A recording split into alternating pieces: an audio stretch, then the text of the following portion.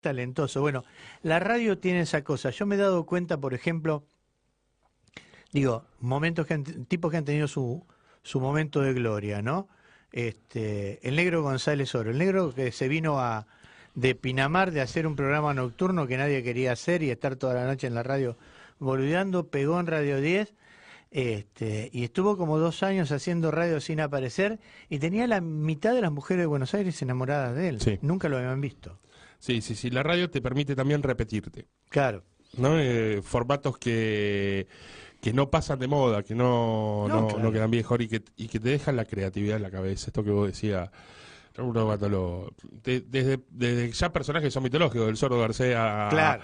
hasta acá, digo, uno ha recreado en su cabeza cuántas veces la fisionomía del Sordo García. Absolutamente. Pero cuántas veces uno ha imaginado el mordisquito.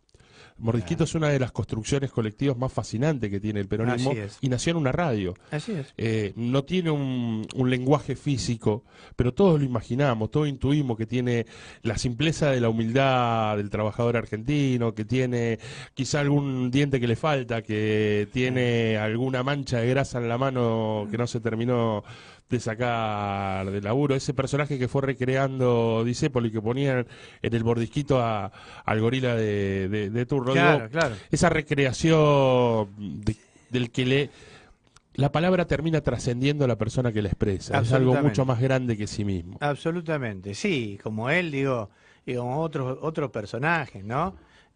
Personajes como Don Miligierno, que era un gaucho que hacía Ochoa, o los personajes de los cuentos de la Andricina cuando estaban con el Rosadito Verdoso y cuando estaba con Héctor Larrea en aquellas Bueno, mañanas Héctor Larrea. increíbles. Bueno, Héctor, un animal de radio, digo, un animal de radio, de esos que además tenían, además de la comunicación, tenían la música en la cabeza, tenían todo, ¿viste? Yo tengo, vos sabés que a mí un tipo de radio, yo soy egresado de la Universidad del profesorado de letras, después hice en mi época se hacía primero el profesorado y después la licenciatura, no era fácil. Y tenía como una traca, no había podido leer el Ulises de Joyce, la había rendido dentro de ver, había pasado medio de costado, no lo había podido leer. Que no lo había- escuche el profesor. No, ya está. Ya está, supongo está prescripto. Rosa Pastalowski no debe vivir tampoco, ya era una mujer grande cuando yo era un chico. Que no lo encuentre Bonadío, tampoco el antecedente. Pero vos sabés quién me enseñó a leer quién me hizo leer y me enseñó a leer el Tony Carrizo. Oh. El Tony me hizo leer 18 libros antes de abordar el Ulises, desde las cartas de Joyce con su hermana hasta Manhattan Transfer, un libro de John Dos Pasos. Me iba conduciendo. Tony Carrizo que no había terminado el secundario. ¿Se entiende lo que digo? Y sin embargo, y ese era otro animal de radio Animal absoluto. maravilloso. Así que bueno, nada, celebremos en los nombres de todos esos tipos. Para los que venimos de la generación FM, ¿no? Claro, claro. A mí me tocó la primera sensación que uno tuvo con la radio fue aprenderle a escuchar FM, ¿no? Claro. Pero personajes como Lalo Mir, que sigue... Bueno, Lalo sigue siendo. Los locos de Radio Bangkok, Lalo con, sigue. con su experiencia FM que marcó un antes y un después. Sí, entiendo además que ahora que la negra fue echada cruelmente de la radio, van a hacer un programa o están haciendo un programa junto con Lalo Mir. Yo no quiero ni pensar lo que debe ser eso. No me lo quiero perder No, tampoco. no, claro. Así que, Para mí es un pasaje en el tiempo mis 20 años, cuando juntos hacían un programa, así que no me lo pienso perder. claro, volver a vivir. Para mí serían Black y D'Agostino. ¿Ves digo. que la radio tiene magia? Volver a sentirme con 20 años. Black y D'Agostino y la campana de cristal. Bueno, nada, celebremos. Yo, ¿sabes? Voy a contar una intimidad. Yo fui director de Radio Provincia. Cuando me ofrecieron la dirección de Radio Provincia, ya por el año 2001, final del 2000, principio de 2001, dije, finalmente voy a poder hacer radio. Y nunca me pude sentar adelante de un micrófono. No, claro. Porque dirigir una radio como Radio Provincia era un lío El importante. despelote pasaba por otro Por lado. otro que lado, por- desde atender, los conflictos gremiales de periodistas que a veces son empleados públicos y a veces son periodistas, depende cómo les caiga, hasta, digo, resolver la mudanza. Nosotros estábamos en una de las torres. Las necesidades técnicas nunca satisfechas con las necesidades presupuestarias. Jamás. Las peleas con los choferes que eran los delegados de los periodistas. Digo, bueno, nada, cosas infinitas. Hasta la mudanza, tuvimos que mudar la radio que estaba en una de las torres, de las nuevas torres, había que traerla de nuevo a su lugar básico. Nunca pude hacerlo y después, nada. Algunos amigos como Leo Cofré, a quien quiero saludar también esta tarde,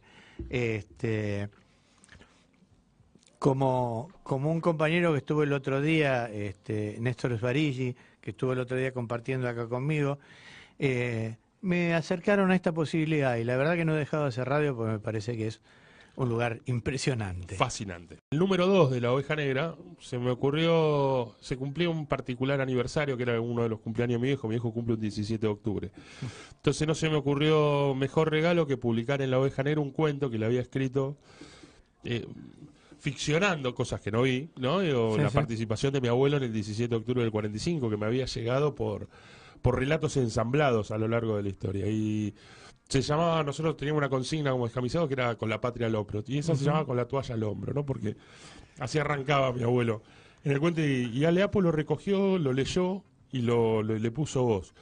Y nunca más lo pude volver a leer, como la gran mayoría de las cosas que escribo no las puedo volver a leer. Mira. Pero sí me puedo sentar a escuchar a Apo leyendo ese cuento, porque me parece que como si no lo hubiera escrito, como si no hubiera sido mío, como si no estuviera mi abuelo reflejado ahí, no estuvieran un montón de cosas atravesándomelo. Es la fascinación que tiene la radio. La palabra empieza a transformarse en colectiva desde el mismo momento en que sale por este micrófono. Y eso es una fascinación que no la van a poder alterar ni con todo el avance de la robotización y la evolución tecnológica. Eso es lo que hace de rico que 98 años después sigamos estando sentados atrás de un micrófono y nos sigamos interesando en conocernos aún más de lo que nos conocemos e intentando enamorar mucho más de lo que enamoramos. Porque en definitiva cada vez que se prende la radio uno sabe, es consciente de que se abre una percepción que lo trasciende a uno y que incluso trasciende al que está oyendo del otro lado de este programa. A mí me parece que esa es la fascinación que no van a poder arrancarnos nunca a los que nos enamoramos un cachito, aunque sea de la radio. Y la condición de que la radio también transparenta, ¿no? Las voces, los sentimientos, los sentires, las ideologías aparecen a través de la radio con una claridad y con una nitidez que no aparecen a través de otros medios. Y entonces vos te encontrás con un Alejandro Apo, lo digo porque vos y yo lo conocemos, yo lo quiero mucho, él ha tenido siempre la deferencia de tenerme, de reconocerme y de saludarme siempre con cariño, digo, un gran tipo. Al que yo descubrí como un gran tipo mucho antes de poder tratarlo personalmente, claro, sí, digamos, claro. ¿no?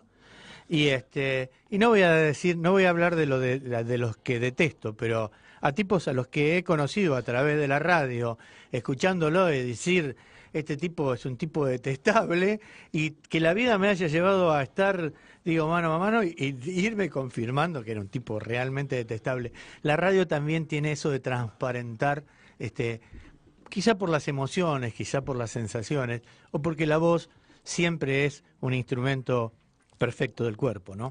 Es increíble, ¿no? Me pasó en Rebelde un 27 de octubre que en la editorial era un homenaje a Néstor. Ajá. Y en el medio de la editorial me quebré y no pude seguir. No podía seguir. Me iba enderezando, iba tratando de que no se notara en la voz de que me había quebrado. Pero fue inmediato. Ante el primer silencio, tenía el celular en la mano y los primeros mensajes, fuerza para adelante. Dale. Ah. La emotividad estaba transmitida, no había cámaras, no había una transmisión, no sabían si estaba llorando, si me había atragantado con un bizcochito. Sí. O había parado para tomar un mate, digo. La emotividad que transmite la radio es única. Hablando de Me Quebré, nada, ya que te tengo a mano, ¿cómo quebró y recompuso inmediatamente la expresidenta el otro día cuando dijo, no me arrepiento de haber hecho lo que hice, y quebró ahí y recompuso inmediatamente. Qué capacidad está para eso, ¿no? Qué discurso, ¿no? Digo, ¿qué intervención política? Cuando uno a mí me atraviesan muchas cosas en este tiempo, porque uno que se siente parte y hasta se siente protagonista de un ciclo de 12 años de conquista popular en la Argentina, no deja de tener contradicciones y atisbos de discusiones que nunca pudo terminar de saldar. Pero cómo el enemigo cierra fila en 2 minutos, ¿no? Sí, Qué rápidamente. capacidad que tiene. Rápidamente.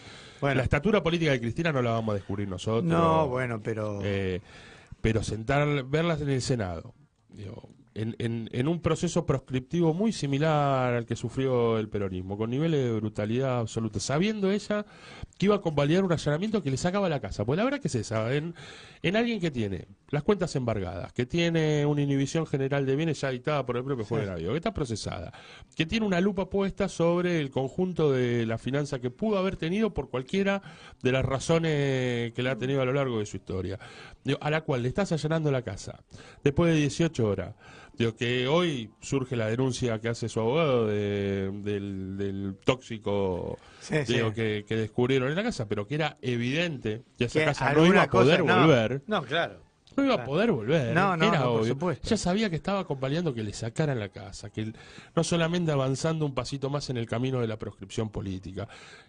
Y en el fondo, cuando uno la escucha, sabía que lo que estaban robándole es la síntesis de anhelos a la mayoría popular de la Argentina. Y eso, digo, escucharla con esa fortaleza en la Cámara de Senadores es a veces el empujón que uno necesita para saber que la pelea que tenemos en este tiempo es larguísima, pero que hay espalda para darla. Sí, sí, claro, por supuesto. Bueno, pero como la radio ahora es un ida y vuelta, tiempo del 3.0, ¿vio? Ya no sé qué punto cero que no estamos. sabemos en qué punto estamos. El otro día estaba con Juliana Marino y hablaba de las guerras de cuarta generación, y yo digo, bueno, algún día, Juliana, me vas a tener que explicar cuáles son las de primera, segunda y tercera. Claro. Comuníquese con nosotros. Acá tenemos un espacio para escucharlo, porque usted nos escucha, pero nosotros aprendemos cuando lo escuchamos a usted. Al teléfono 4932-3940, a los tweets, al tweet de tuiteros, que es @tweet_erosrh, o a mi tweet personal, @caramelocumpa. También puede escribirnos al mail de la radio, al mail de tuiteros, perdón, que es tweet.erosrh@gmail.com, al Facebook de la radio, ahí nos pueden ver, tenemos una camarita nueva. ¿Cómo está saliendo la camarita nueva? ¿Me hace más lindo, más flaco? ¿Me quita kilos? ¿Me quita años? Y voy a parecer un bebé, entonces. Me la voy a llevar para casa. Claro, me la voy a llevar para casa y voy a ponerla cuando esté con mi mujer para que piense que estoy más joven. Un holograma, ¿viste? Y al WhatsApp, porque ahora tenemos WhatsApp. Es re moderno. Sí, es tu Walkman, qué moderno, decía Charlie. 1132432251. Mándenos un mensaje, a donde sea, porque la radio es usted, aunque usted no lo crea, la radio hoy es usted.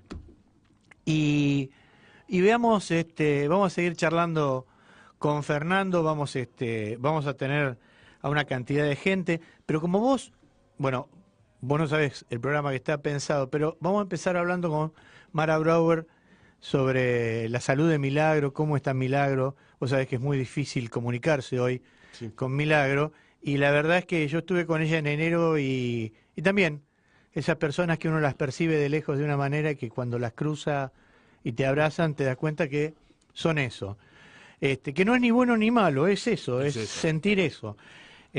Así que, digo, en honor a una jujeña de ley, escuchemos la samba de Lozano. Aunque sea por el dúo salteño, la samba de Lozano es absolutamente jujeña.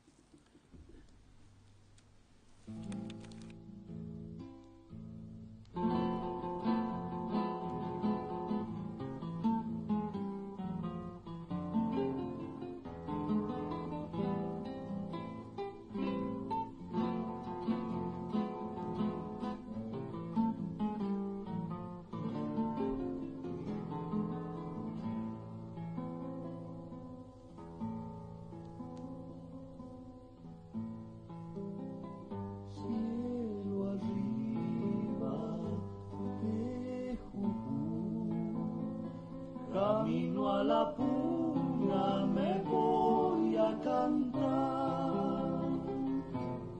Flores de los dólares, bailan las cholitas el carnaval. Flores de los dólares, bailan las cholitas el carnaval. En los ojos de las llamas se mira solita la luna de sal, y están los remolinos en los arenales de bailar,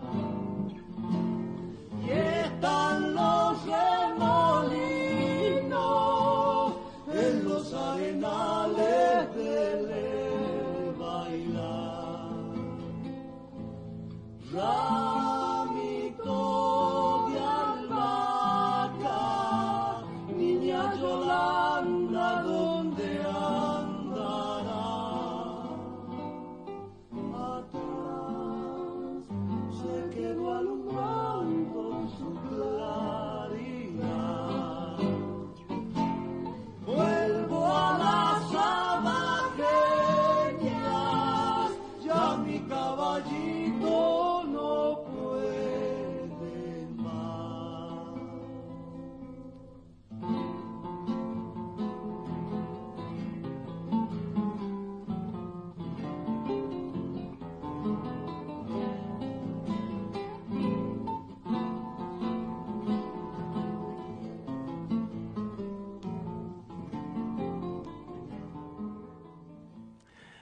Hubo en la semana noticias muy preocupantes sobre Milagro Sala. Y la verdad es que, como hablábamos, Fernando, es muy difícil hablar con Milagro, es muy difícil poder comunicarse, pero yo tuve la oportunidad de verla y de estar con ella en enero, gracias a la gestión de una querida amiga, que además es la coordinadora del Comité Nacional de Libertad, por la Libertad de Milagro Sala, que es Marita Brauer. Mara, querida, ¿cómo estás? ¿Qué tal? ¿Cómo estás, Carlos? Bien, acá estoy con Fernando Gómez.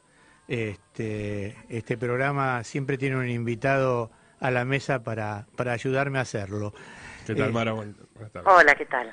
¿Qué tal? ¿Cómo andas? Bueno, ¿cómo estás vos? Bien, bien, como todos los del campo nacional y popular, como todos los argentinos. Como todos los pasándola- argentinos, claro. Como todos los argentinos. Claro. ¿Cómo se puede estar bien si el lunes y el dólar cuesta 32 mangos? Decía hoy un amigo. Viste Sí, que... fundamentalmente, digamos, el dólar cuesta 32 mangos y la impunidad, Sí, la falta sí. de derecho, la falta Tremendo. de soberanía política y económica, la entrega del país, es realmente Bueno, muy preocupante. Milagro fue la punta de lanza de todo esto, ¿no? Sí, nosotros cuando la detuvieron a Milagro en enero del 2016, dijimos que Jujuy era el globo de ensayo. Viste, cuando uno dice cosas y espera estar equivocado o equivocada, pero realmente no fue así. Empezaron por Milagro y los detenidos de la Tupac, siguieron con el resto de los presos políticos, ¿no? Claramente, para los que nos están escuchando, presos políticos, toda persona que está detenida, no ajustado a derecho, sino por una disputa política. Por una decisión política. Por una decisión política, exactamente, por una ni siquiera decisión por disputa, política. por una decisión política que además involucra a un juez que no debería ser política. Exactamente, pero está dentro del, como dijo Cristina en el Congreso la semana pasada, una disputa política en el sentido que no es que todo opositor es detenido, es aquellos opositores que realmente ponen límite a la destrucción que están haciendo de todo lo que es nuestro país, de economía, soberanía y demás. Y demás. El caso de Milagro realmente es un caso paradigmático. Bueno, empezó, como todos saben, detenida por una protesta callejera, por un acampe, y luego, como le dijo Morales a Berbisky cuando se lo cruzó ese mes en un avión, que él tiene 60 causas que va a ir sacando en contra de Milagro para tenerla detenida. No esperaron a sacar las causas, se la metieron presa directamente con el acampe. Claro. Y no solamente es la arbitrariedad de la detención, porque nosotros no discutimos en ninguna de las causas que las personas, la justicia la investigue. El tema es que una cosa es investigar y otra cosa es detener ilegalmente. En nuestro país hay una ley que regula y dice que toda persona tiene que estar libre del principio de inocencia hasta que se demuestre su culpabilidad. Y solo en grado excepcional la prisión preventiva. La prisión preventiva que implica peligro de fuga o obstrucción de la justicia, por 2 años y en casos graves y fundados, extensible hasta 3. Nosotros le preguntamos, digamos, ¿qué de todo esto hay en el caso de Milagro, que siempre estuvo ajustada a derecho, que, como decimos nosotros siempre, después de 2 años y medio, si no le encontraron nada, es que no hay nada lo mismo lo podemos decir para Cristina, ¿no? Que estuvo 2 años sin fueros, no encontraron nada, pero siguen intentando, bueno, en el caso de Milagro, reteniéndola, Milagro y el resto de los compañeros. Sí, Milagro y el resto, digo Mirta Ezama, Gladys Díaz, Mirta Guerrero, Nievas, el Beto Cardoso. Sí, Javier Nievas, el Beto Cardoso, y aparte, ¿cuál es el corte? Aparte de Milagro, todos los otros compañeros que están detenidos de la Tupac, los otros 6, son aquellos que se negaron a denunciar a Milagro. Bueno, Porque todos están, hay un montón de cooperativistas imputados en esta causa, de cooperativistas, intendentes, exgobernadores, todos están imputados en esta causa. bueno, pero los únicos que no están detenidos, el intendente de Jujuy, correctamente, el intendente de Jujuy, que es está radical. imputado, que le daba la plata en la mano, digo. Claro, porque los delitos que se le imputan a Milagro y al resto de los compañeros son delitos que no se pueden configurar sin complicidad con el Poder Ejecutivo. Y en realidad, por eso decimos, digamos, los únicos que están detenidos son los más vulnerables. Son los que no denunciaron a Milagro, en el caso de los cooperativistas, o los que tienen poder político, y a nosotros nos parece bien que no estén detenidos, porque obviamente el principio de inocencia tiene que ser para todos, como lo es para Menem, que ya tiene sentencia en primera y segunda instancia, que ahora queda solo la Corte, como es Enrique Matov, digo, para ir, que está con sentencia por los muertos del 20-21 de diciembre del 2001. Como la diputada Correntina. Como la diputada Correntina, que está procesada, como el intendente de Paraná, acusado de narcotráfico. Acusado no, ya está procesado en segunda instancia, sí. Procesado igual que la diputada, están procesados. Bueno, pero vos fijate cómo el caso Milagro Sala, de alguna manera, es como bien decían ustedes, y como dijimos muchos en ese momento, digamos, el globo de prueba, porque después repiten el mismo modelo. Digo, el caso de los cuadernos viene a ser más o menos lo mismo. Los que se quiebran y acusan son los que, de alguna manera, dicen, sí, yo me arrepiento y se van. Y los que no se arrepienten de nada, porque no tienen de qué arrepentirse, son los que se quedan presos. Claro, porque aparte la ley del arrepentido no dice eso. La ley del arrepentido dice que aquellos que colaboran tendrán una menor pena. Y además, digo, no hay funcionario que pueda arrepentirse según la ley del arrepentido. Digo, ¿cómo puede ser que López se arrepienta? El arrepentimiento es claramente Sí, discúlpame. Sí, no, es claramente una persecución política. Lo vemos en el caso de Milagro también. Ahora ustedes saben que esto, ¿no? Primero la detuvieron por un acampe. Después le hicieron un juicio, el juicio de los huevos. Digo, ya el juicio de los huevos la verdad es una fantochada.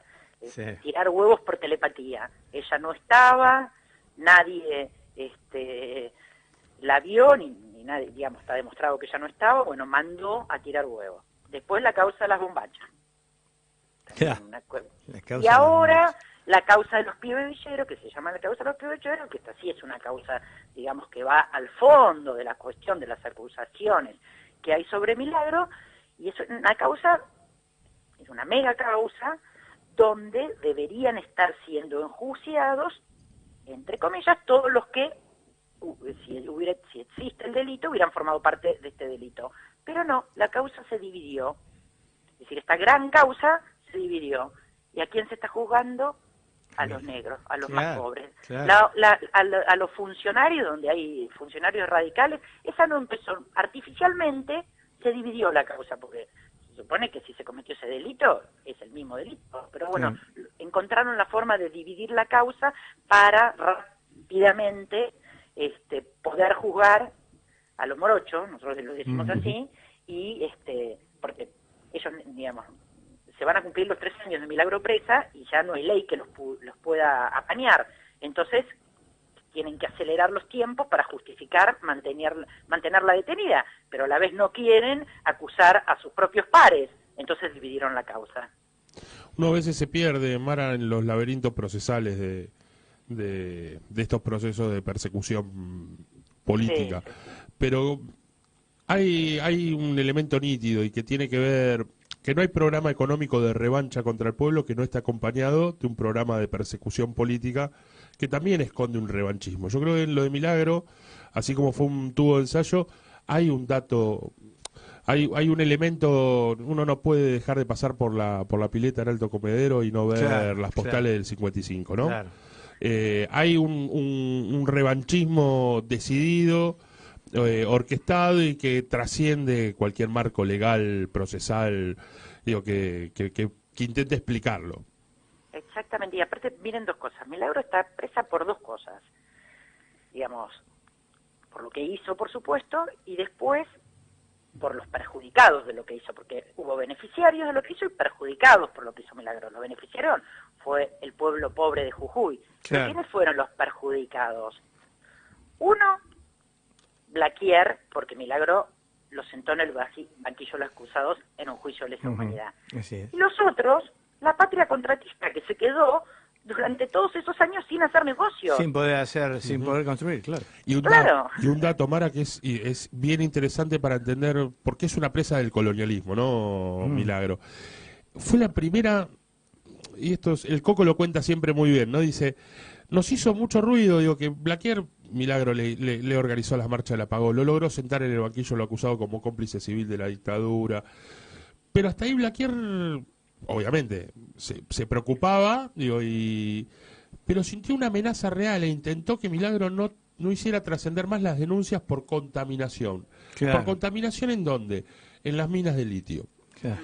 ¿No? Digo, había en la búsqueda de Blaquier, digo, la construcción de una revancha, dejar el testimonio muy claro de que todo aquel que se subleva contra el colonialismo que yo tengo pensado, así lo piensa Carlos Blaquier, ¿no? Que yo tengo pensado para esta provincia, yo pueda construirme una resistencia a eso, y en tercero tengo un negocio millonario en la antesala de esta restauración neoliberal, que son las minas de litio. Sí, que se me cae afuera, no solamente se me cae adentro, se me cae Claro. afuera cuando plantean un tema de medioambiental, ¿no? Viste que en el mundo el medioambientalismo tiene una presencia bastante más fuerte que acá en la Argentina. Pero el Coco, viste, Mara siempre lo cuenta mucho, decir, las principales operaciones que vinieron de Blaquier cuando Milagro empezó a denunciar el litio como una amenaza de contaminación real en la provincia de Buenos Aires, que quería que no se hablara, pero ni en el mínimo renglón, Carlos Blaquier. Hoy pasó una cosa muy notable. Cuando los periodistas intentan sonsacarla a la señora que trabaja en la casa de Cristina en el Calafate, sobre si había hablado con ella, qué le había preguntado, y se le preguntó sobre el allanamiento, y la señora dice, no, me preguntó sobre mi salud. Y la verdad que yo te llamé porque no he podido comunicarme, ni siquiera he podido comunicarme con ninguno de los allegados de Milagro. ¿Cómo está? ¿Qué sabés cómo está ella de salud? Sí, la definición que te podría dar es equilibrio inestable. Porque, bueno, hoy particularmente se sentía bien, pero ya tiene un importante nivel de afectación física y psíquica producto de toda esta situación que está viviendo. Claro que sí. Y esto lo lleva a tener episodios recurrentes de problemas gastrointestinales, problemas de desmayo, problemas de bueno, y por momentos también problemas de afectación psíquica, ¿no? Sí, claro. Sí, claro. Bueno, nada, todos deseamos y todo lo que hacemos lo que podemos para que esto se revierta. Te agradezco mucho esta charla, Mara. Como de costumbre, te agradezco mucho, además, todo lo que hiciste para que yo me pudiera sentar media hora con ella en esa casa del Carmen y pudiera recibir ese abrazo que a mí me expresó lo que es Milagro en realidad. El abrazo y que cuando le pregunté al oído cómo termina esto, me dijo, esto termina en un argentinazo. Yo estoy esperando que esa idea se constituya de alguna manera, aunque crea que el argentinazo tiene que ser en las urnas. Te mando un beso enorme, Mara. Un beso enorme para ustedes. Gracias, Chao, hasta luego. Gracias. Decía Baruch Espinosa, el arrepentimiento no es virtud. El que se arrepiente de lo que ha hecho es 2 veces miserable o impotente. Vamos a una tandita, hacemos un cortecito y volvemos. Esto que te voy a explicar es una cosa bastante seria. Nosotros tenemos un sommelier de tweets acá. Opa. No, una cosa. Es una cosa. No te creas. No, tenemos. Así que volvemos después con el compañero Sergio Prat, que esta semana se portó fantástico. Con el Malbec de los tweets. El Malbec de los tweets, sí señor. Radio H. Comienzo de espacio publicitario. Mantenete informado y escuchanos a través de www.radioh.com.ar. Seguinos por vía Twitter, @Radio H, o visita nuestro Facebook, Radio H. Hermosos perder. Chica, no se pisen, por favor. Ay, el corrector. Pero si todo lo que hay que decir es hermosos perdedores. Martes, 20 horas, por Radio H. Toma, papi. Me voy.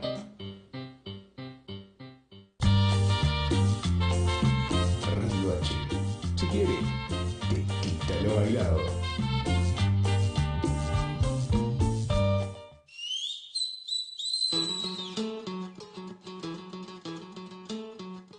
Lunes 21 horas. Carta Brava.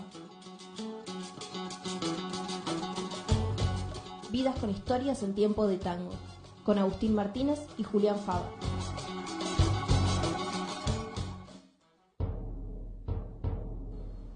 Pueden ponerle cerrojos con saña oscura a tu cuerpo. Pero no hay forma ni modo de que se apague tu fuego. Pueden atarte las manos, llenos de odio y de miedo. Pero no hay forma ni modo de que te corten el vuelo. Pueden creer que te encierran, que te encadenan al cepo. Pero no hay forma ni modo que te encarcelen los sueños. Sigue tan vivo el milagro de tanto amor verdadero. Que desespera el verdugo, porque no puede con eso. Desde las sombras alumbras, y en lo brutal del encierro, tu voz derriba los muros, atravesando el silencio.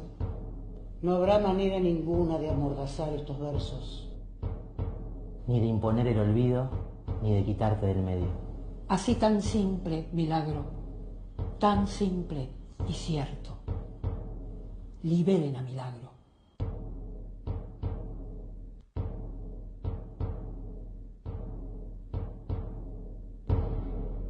Entra a nuestra web www.radioh.com.ar www.radioh.com.ar.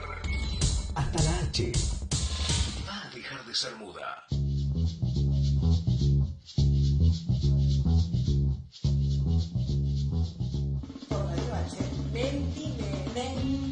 El programa de ficción que realizan Marisú Papaleo y Malena Cerur. Ay, los velos de la ficción. Marisú Papaleo, mentira. Malena Cerur. Lo emitimos los viernes a las 12 horas. Ay, por favor, te lo vas a perder. Ficción en la H con Memedini.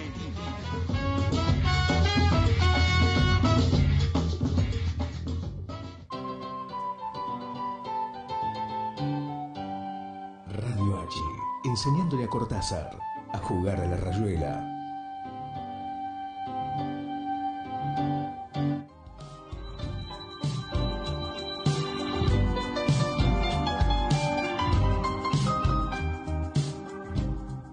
Lunes 20 horas. Vivas y haciendo historia, conducido por Mariana Bacaro. Estamos activas. Somos protagonistas de nuestras vidas.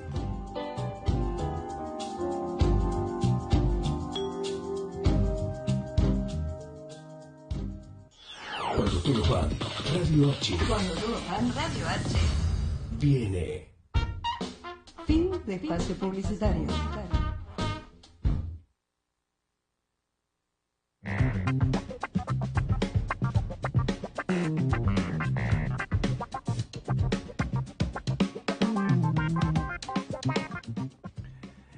Hiper rápido cambiamos la yerba, digo, no llegamos a cambiar el agua de las aceitunas, pero bueno, qué sé yo. Y vamos a la parte, yo diría que es el corazón de este programa. El corazón de este programa. Y es nuestro sommelier de tweets. ¿Cómo está mi amigo Sergio Prat?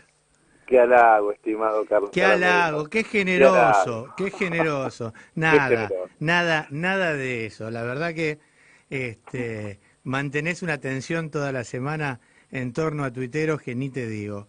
Muchísimas gracias, muchísimas gracias. Hacemos lo posible. El programa merece ser difundido y merece ser escuchado.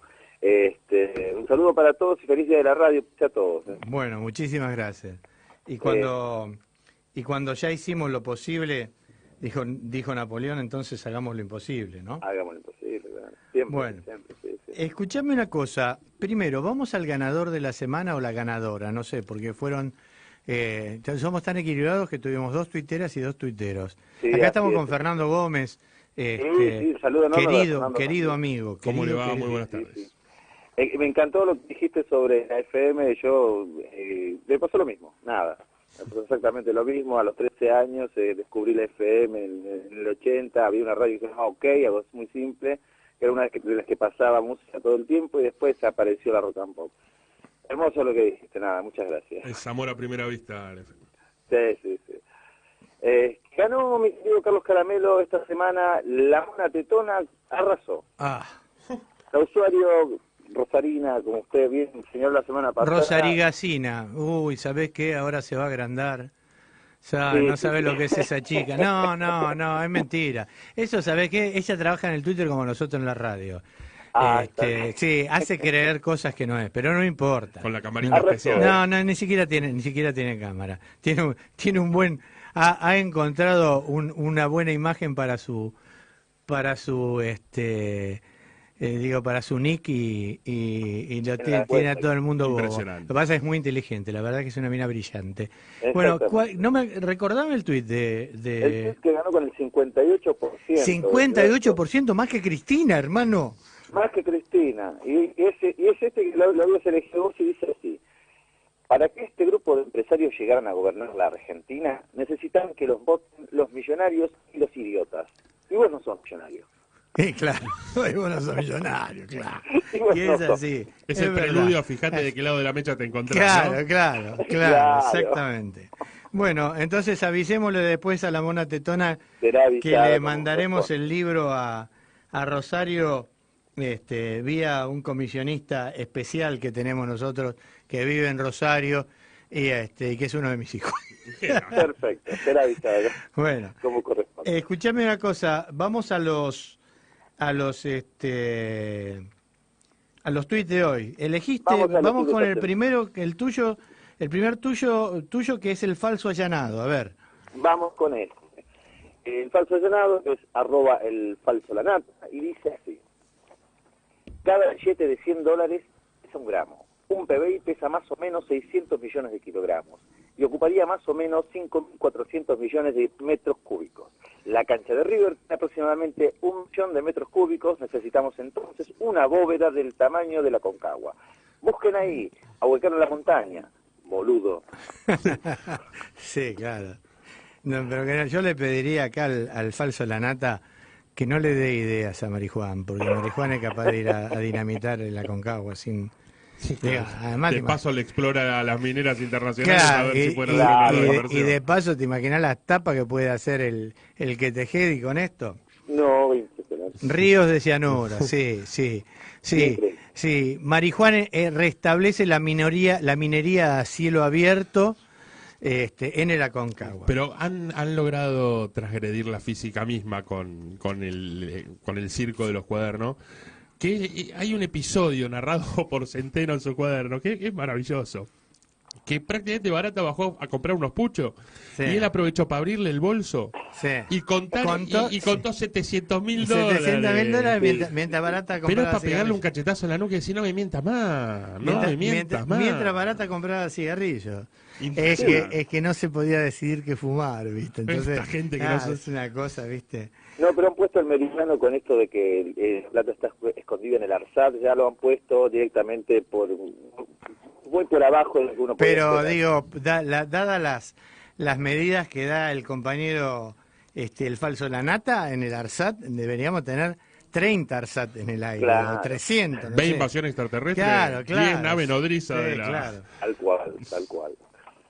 Bueno, ahora voy con el enano Leborato que elegí yo, que dice, bueno, está bien. Puede que ahora falten las vacunas contra el meningococo, pero la dictadura acá faltaban los vasitos de Starbucks. Digamos todo. Faltaban los vasitos de Starbucks. No, hay que ser ecuánime, no. Ya vos hoy lo trajiste a Mordisquito. Sí, claro. En la del té de Ceilán. El té de Ceilán de Mordisquito era maravilloso. Bueno, pero escúchame. Es la analogía de los paros que se hicieron por ganancias en aquella época. Claro. Dame el del Cholo que elegiste. Vamos con el del Cholo. El del Cholo es @odio_la_polenta y dice así. Ahora que allanaron el departamento de CFK, ¿va a bajar la nafta?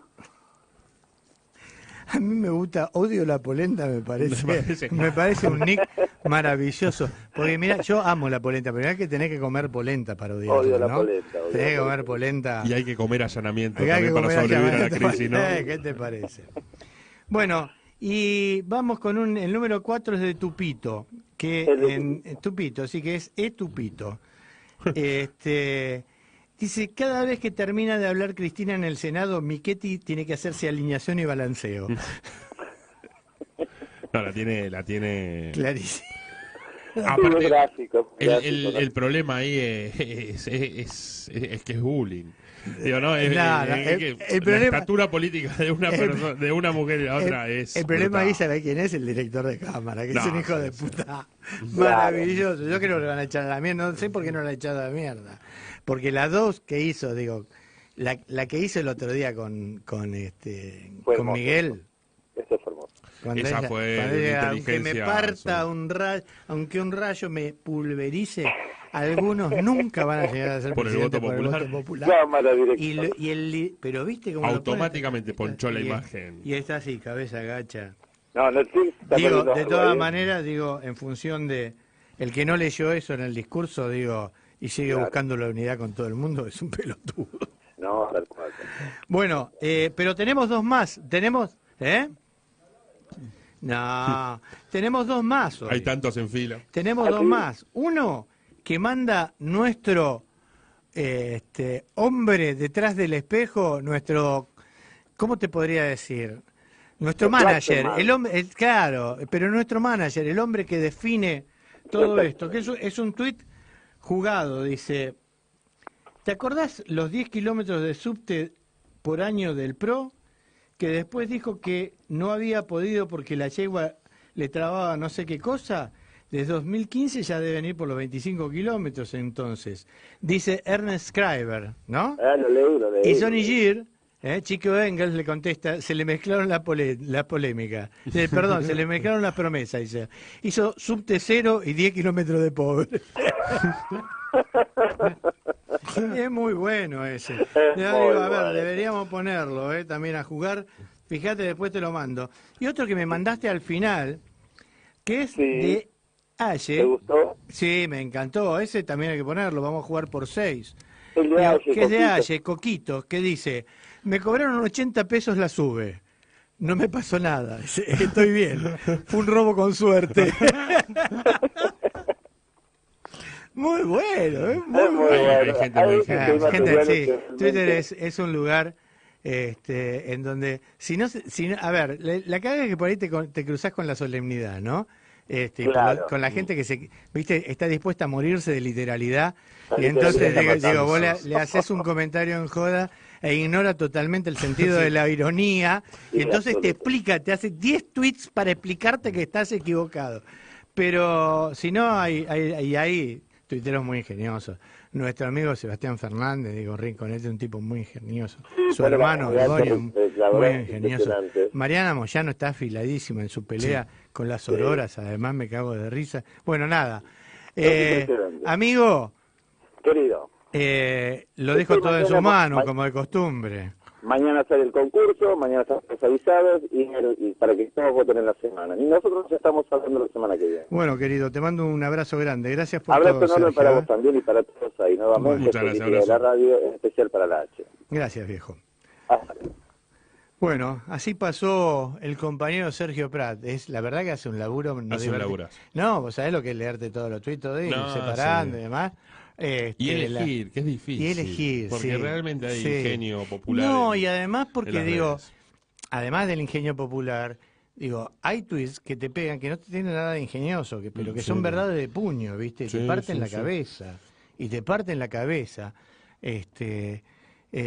Ale Rúa, el abogado junto con Graciana Peñafort, el abogado de Amado y demás, está tuiteando estos días por el tema del allanamiento, una calidad, una calidad que, digo, está enseñando derecho por las redes. Graciana también tiene una facilidad. Sí, Graciana también. El chico que es el abogado de Luis Delía, ¿cómo se llama? Adrián Albor. Adrián Albor. Compañero de Rebelde. Compañero de Rebelde, claro. Adrián Albor también tiene una maravillosa capacidad para vos no le das mucha bola a Twitter, ¿no? Yo no, la verdad que no le doy bola al Twitter. Nunca me enganché. La verdad que no me enganché. Uso las redes básicamente como comunicación política y soy bastante aburrido para las redes sociales. No, para nada. Vos no sos aburrido ni ahí. Pero lo tuyo es más el Facebook, digamos. En el Facebook, sí. Te da un espacio para interactuar. Interactúo poco, ese es el problema mío con las redes sociales, ¿no? Lo utilizo exclusivamente como comunicación política, entonces hay poca interacción en el Facebook. Sé que el Twitter es más dinámico, pero nunca me terminó de enganchar. Bueno. Es un lindo lugar para determinados debates. Otro lugar de esgrima, de alguna manera. Nos han puesto las redes sociales también como campo de batalla. Bueno, han puesto las redes sociales como campo de batalla y yo creo que tenés que entender el arma. Yo estuve en Facebook un tiempo y me fui porque no entendía el arma. Y no la entendía y no la entendía. Y bueno, son espacios, son lugares. ¿Pensaste alguna vez en escribir un libro? Mira, sí, muchas veces. De hecho, siempre hay uno que está en carpeta. Pero sí, lo he pensado tanto que es un debate que me recorre bastante. Uno escribe mucho. La verdad que... Sí, además, digo... Producir... Quienes no lo han leído, les aviso, léanlo porque él escribe muy bien. A mí me gusta poner por escrito. Soy de los que siguen creyendo que... una vuelta en uno de los congresos de descamisados se lo planteaba a la compañerada, ¿no? Que le decía, lo más interesante de Jauretche no solamente son los libros escritos, sino la pasión militante que le puso a su propia vida. Y me parece que la energía militante, cuando después termina dejando como como legado, digo, pues a Jauretche se lo valoró en su época, pero no al valor que se le pudo dar Después, claro. después. Digo, por la capacidad de síntesis de una etapa, por la capacidad de sintetizar y transformar en lenguaje popular programas económicos que en ese momento eran presentados como complejos. Sí. Digo, pero soy de los que creen que hay que dejar las cosas por escrito. Que hay que sentarse, hay que ponerle valero, hay que tratar de razonar y ponerlo por escrito porque es la forma en que también se instrumentan las discusiones, surgen las contradicciones que hay que ir resolviendo entre todos. Digo, pero soy más del que escribe, a mí las editoriales semanales de Oveja Negra, uno le trata de poner el mito, ¿no? Digo, de que la que escribe es la oveja. Digo, llevan su tiempo de elaboración, pero implican 5.000 caracteres semanales, ¿no? Sí, Si uno claro. a esta altura del partido, después de 10 años de la Oveja Negra, tuviera que recopilar las páginas centrales, las editoriales de Oveja o las editoriales radiales u otros contenidos, no lleva escrito no sé cuántos libros. Digo, Sí. pero no es lo mismo la pasión de lo cotidiano que sentarse a armarlo. Pero mira, Fernando Borroni Pero ha Inquisición hecho, neoliberal, la tengo pendiente. le ha hecho una cosa muy importante con eso. Digo, ha podido sintetizar en un libro. Sintetizar es una manera más o menos, digamos, cómoda de poner todo este laburo que ha hecho Fernando y que yo estoy leyendo con mucha pasión. Yo lo escuchaba a Fernando en las 7:50 a la noche. La verdad que me tenía realmente fascinado. No lo conocía personalmente. Después pasó a la mañana y eso me alivianó bastante la posibilidad, porque yo soy un señor grande que se acuesta temprano. Y empecé a seguir sus editoriales, digo, me parecían de una puntualidad. Y ahora, nada, el viernes presentó su libro acá, yo me lo pude comprar, porque los libros de los amigos se compran. Aviso, los libros de los amigos se compran. Y empecé a leerlo y veo este trabajo de vaivén que ha hecho, en donde va, ¿cómo te podría decir? Conmuilando algunos de sus editoriales con toda una construcción de su idea y su pensamiento y de todo este momento del país, y de todo esto que es la Inquisición neoliberal y de lo que es el peronismo, digo, y me gusta mucho la idea de no llegar a síntesis boba, digo, no, tenemos que llegar hay que unirse, la unidad boba no sirve. Y Fernando lo dice con una claridad muy impresionante. Y bueno, y nada, y hoy yo sé que vos te tenés que ir 7:30, tenés que salir corriendo para ir a tu programa. Hice cálculos, te acompaño hasta el final. Pero yo voy a terminar al revés. Yo hoy no empecé con un editorial porque voy a cerrar el programa con un editorial prestado. Vamos a construcción y vamos a llamar a Oscar Laborde, así hablamos un poco de la región, que me parece que también la geopolítica, a veces nos perdemos en la interna y la geopolítica nos está marcando cómo viene la pelota, ¿no? Mucho.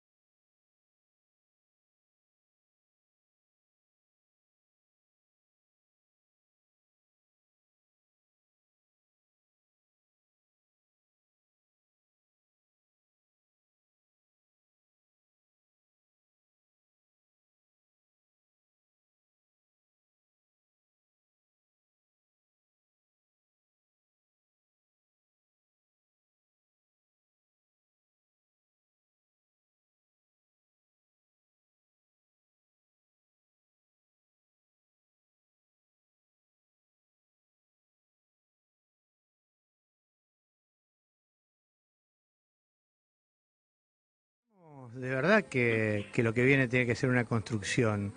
Tuve el honor y el orgullo de estar este fin de semana moderando una mesa en el AI 2019 de Ferro, y ahí en esa mesa me crucé con Oscar Laborde. ¿Qué haces, Oscar? ¿Cómo estás? Carlos Caramelo te saluda. Y Carlos, buenas tardes. ¿Qué ¿Cómo tal? estás? Acá estamos con Fernando Gómez, del otro compañero de La Rebelde, del colectivo Oveja Negra. Bueno, un saludo para él. ¿Qué tal, Oscar? Buenas tardes. ¿Qué tal? ¿Cómo va? Y bueno, digo, yo creo que no necesita presentación, pero digo, para ponerlo en el tema, convengamos que es, además de parlamentario del Mercosur, uno de los tipos que más sabe de política exterior, por lo menos de política exterior regional, sin ninguna duda. Tiene un programa en La Rebelde que se llama El Mundo al Revés, y que la verdad es que nos pone siempre a pensar. Oscar, hablaste de la importancia, de la relevancia de la reconstrucción de los vínculos que está tratando el neoliberalismo, está tratando de destruir en Latinoamérica o en Sudamérica, como dice el amigo, ¿cómo se llama? Eduardo Barcesate en su constitución, en su nueva constitución. Sí, en primero te agradezco muchísimo la generosa para nada. presentación. Yo me veo como un militante del movimiento popular argentino que intenta comprender lo que pasa en el mundo para hacer mejor las cosas acá, ¿no? Yo no me molesta que haya algunos analistas que hablen de que pasa en Ruanda, en China. Yo el esfuerzo que intento hacer con otros compañeros, creo que vos estás en ese grupo, es decir, che, ¿cómo está lo de China? ¿Qué pasa con Rusia? ¿Qué plantea los Estados Unidos para tener mejores herramientas para construir una alternativa popular en la Argentina? No como analistas asépticos, sino como interesados en lo que sucede, ¿no? Sin duda, pero digamos, convengamos de que también es una mirada particular, porque parecería que en los últimos años la geopolítica ha dejado de ser un insumo estratégico fundamental, ¿no? Bueno, craso error, Carlos. Claro. Sinceramente, aquel que quiera hacer la revolución, hacer una transformación, conseguir la liberación de su país y se preocupa más de cómo tienen que ser las pasos, de que lo que suceda con Estados Unidos, está muy equivocado. Claro. Después arreglaremos el tercer concejal en Moreno, pero me parece que la geopolítica es la que manda, y a mí me da la impresión, lo conversábamos el sábado, hay un cambio en el imperio muy grande.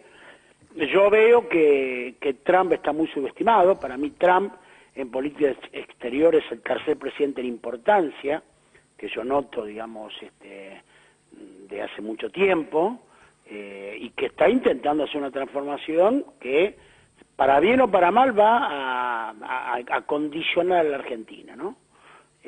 Y dentro de eso, por supuesto, está la derecha accediendo al análisis, a las órdenes del imperio, tratando de destruir lo que habíamos logrado, que es un pecado, porque en este momento de la constitución de un mundo multipolar sería extraordinario que nosotros tengamos ese polo que supimos tener hace unos años para interactuar como polo en un mundo multipolar, ¿no? Pero creo que hay que seguir con más atención lo que pasa con Trump, con los Estados Unidos, y lo hablamos el sábado en su reunión con Putin, ¿no? A veces se toman las anécdotas, se toman las cosas menores, y bueno, uno no, digamos, a veces no se interpreta bien que finalmente es el presidente del imperio, ¿no? Uh-huh. Bueno, es una forma de hacer que deslicen algunas cosas del tipo, de la misma manera que hay redes en las cuales a través de los perritos y los gatitos te van, digamos, dirigiendo la atención a otro tipo de cosas. Decime una cosa, me gustaría que contaras un poco esto que hablábamos el sábado, ¿no? Uh-huh. Esta relación de la región, Estados Unidos, y cómo la estás viendo vos en función de las cosas que ocurren y que están pasando básicamente en Brasil, en Ecuador, en Argentina. Bueno, yo siento que cuando aquel 5 de noviembre del 2005 se produjo el acontecimiento más importante en las últimas décadas para el movimiento popular, que fue ese no al ALCA, histórico, ¿no? Una derrota del imperio político como muy pocas veces se produjo. Ahí mismo se empezó a planificar la contraofensiva. Claro. ¿No? Inmediatamente al otro día, era mucho, ¿no? Digamos que se dijera no a un plan tan premeditado que traía el imperio, ¿no? En el 88 Estados Unidos incorpora la economía de Canadá, luego va hacia el acuerdo del NAFTA como segundo paso sumando a México, hace acuerdo de libre comercio con los países andinos y por último, como cuarto punto, iban a hacer el ALCA, que hubiera sido realmente una tragedia, pero que era un paso que ellos habían, insisto, planificado con mucha anterioridad. Néstor, con Lula y con Chávez y otros, le dicen que no. Era una cosa histórica porque no estaba acostumbrado el imperio que se le ganó en América Latina, pero, y eso significó lo que sabemos, el triunfo de Evo inmediatamente, de Lugo, de Correa, la mejora del Mercosur, la constitución de la UNASUR, que para mí es la construcción más relacionada con la época. Así es. ¿No? La UNASUR es lo que efectivamente es la criatura genuina de ese momento de la integración. El Mercosur se mejora, la CELAC es un gesto, pero la UNASUR, digamos, uno cuando le entra a analizar la UNASUR, ahí está el proyecto, ¿no? Ese proyecto con un sistema de defensa unificado para evitar que nos saquen los recursos, la idea de poder construir al interior del continente y que no toda la infraestructura sea para ir al puerto, en fin, cosas que nunca habían sucedido. Y el imperio empieza a planificar y a teorizar y a implementar la contraofensiva. Es crear un sistema de integración distinto, diferente, alternativo a la integración regional que estábamos haciendo, que se puede ejemplificar en el Tratado de Libre Comercio, en lo que es la Alianza del Pacífico. Punto 1, sistema alternativo. Punto 2, hostiga de todas las maneras posibles a los gobiernos populares. Punto 3, crea una nueva derecha.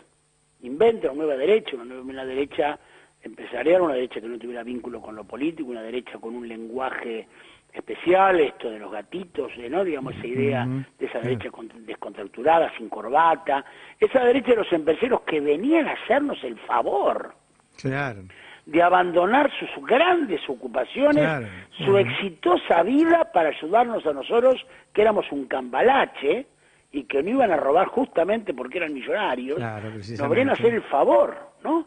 De meterse en la política, porque nosotros los políticos no sabíamos nada. Entonces inventa la nueva derecha. Si vos ves Pedro Pablo Kuczynski, Piñera, Macri, Cartes, son empresarios, son muchos presidentes de clubes. Vos fíjate, Carlos, qué fenómeno, ¿no? Porque Piñera en el Colo-Colo, Cartes en el Libertad, Macri en Boca, presidentes de grandes clubes, ¿no? Como si fuera una matriz, ¿no? Y después, bueno, ellos avanzan con el lawfare, con la guerra jurídica, ¿no? Algo que comienza el Pentágono a imaginar, que tiene que ver con estudiar los sistemas jurídicos donde participan las Fuerzas Armadas de norteamericanas, eso lo estudia el Pentágono. Como le da éxito, se lo pasa a Harvard, a la universidad más importante del mundo, y ellos teorizan y estudian y proponen, digamos, un plan de acción, ¿no? Que tiene que ver con conocer los sistemas jurídicos de cada país, conocer la jurisprudencia de cada país, conocer, determinar e influir en los jueces, lo que le llama el ir de shopping de jueces, ¿no? Por un shopping, y empiezan a actuar, ¿no? Tienen éxito en el 2008, desplazan a Zelaya de la presidencia de Honduras, tienen éxito y luego se aprueban más en lo que es propiamente el corazón de la integración, el Mercosur, destituyen a Lugo en Paraguay en el 2012 y se han valentonado, por eso destituyen a Dilma. Y van por Cristina y apresan a Lula, bueno, y ahora le han pedido prisión a Correa, y algo que no se sabe mucho, Lugo tiene un pedido de prisión de 10 años y medio, Carlos, por no haberle tomado juramento a Cartes, que no correspondía que le tomara juramento porque él no era senador electo, sino era, él renuncia a la posibilidad, si presenta la renuncia en el Congreso paraguayo se lo rechaza, con lo cual no puede asumir, y por no convocarlo, algo que no debía, porque no el Senado le había rechazado la renuncia a ser presidente y él no podía ser presidente y asumir como senador. Tiene pedido de 10 años y medio de prisión. 10 años y medio. Y bueno, y Correa, que ahora si se mueve de Bruselas digamos, lo aprecia. Entonces, ese es el lawfare, ¿no? Uno se pregunta, bueno, ¿por qué tanta brutalidad? Sí, tanta hazaña, además. ¿Cómo? Tanta hazaña, digo, ¿no? Claro, tanta hazaña, tanta digamos, tanta evidencia, ¿no? Estamos viendo con esto de los cuadernos. Sí, claro. La evidencia es tan obvia que digamos, que se investiga, por ejemplo, desde el 2008 en adelante, cuando dijo Wagner que en el 2003 Bebido le enseña, como si a Wagner le fuera hace falta que le enseñe cómo se paga una coima, ¿no? Pero bueno, entonces es tan evidente, pero ¿por qué? Porque ellos no están pudiendo asentar electoralmente el neoliberalismo. No les está yendo bien, estos no son los 90. No son los 90 porque la gente no tiene la ilusión del futuro, Carlos. Es decir, bueno, vendrá una patria justa, libre y soberana, o la patria socialista, o el nacionalismo. No. Esto es lo que uno recuerda. No es la esperanza de lo que podrá ser, sino la experiencia de lo que fue hace muy poco. ¿No? ¿Por qué la gente quiere que Lula sea presidente? Porque la gente humilde, simple, pero profundamente dice, ¿cuándo estaba bien yo? Cuando Lula era presidente. ¿Y cuándo tengo que estar bien de vuelta? Es cuando Lula sea presidente. Claro, es lo que pasa con Cristina. Sin duda. ¿No? Claro. Porque no es que uno dice, y cuando lleguemos al poder haremos tal y cual cosa. No, basta con decir lo que hicimos cuando hace poco estábamos en los gobiernos. Entonces ellos no tienen nada para ofrecerle. Son todas malas noticias, medidas brutales, reducción de derechos, incremento de la miseria. Entonces ellos no pueden, en Brasil no pueden conseguir un candidato, con toda la manija que le dan, que pueda continuar el ajuste de Temer. Bueno. Sí, no, Bolsonaro no trepa. ¿Cómo? Bolsonaro no crece de ninguna manera. Sí, pero Bolsonaro no es el que ellos hubieran elegido. Ellos quieren que sea Alckmin, ¿no? Claro. Gerald Alckmin, que es el gobernador de San Pablo. Es decir, el plan cómo era. Primer punto se saca a Dilma, segundo punto se apresa, o se persigue o se apresa a Lula, tercer punto se hace el ajuste, cuarto paso viene uno nuestro, uno más prolijo que la bestia esta de Temer, más prolijo, el partido de Enrique Cardoso, y no lo están pudiendo lograr. Ellos no pueden continuar virtuosamente, electoralmente, el plan de Temer. Entonces le sale un Bolsonaro, que es un loco suelto, tipo de derecha, fascista, que puso un general de vice, que reivindica la dictadura, y ellos no quieren eso. Ellos quisieran a Alckmin, intentaron hacerlo con John Doria, que increíblemente a similitud de Trump, es el que hacía el aprendiz en Brasil, ¿no? El tipo tenía un programa de televisión, John Doria, ¿no? Que es el alcalde, ahora es el alcalde de San Pablo, el perfecto, como ellos le dicen, y no pudieron, querían inventar y no pueden. Entonces, ¿por qué no pueden?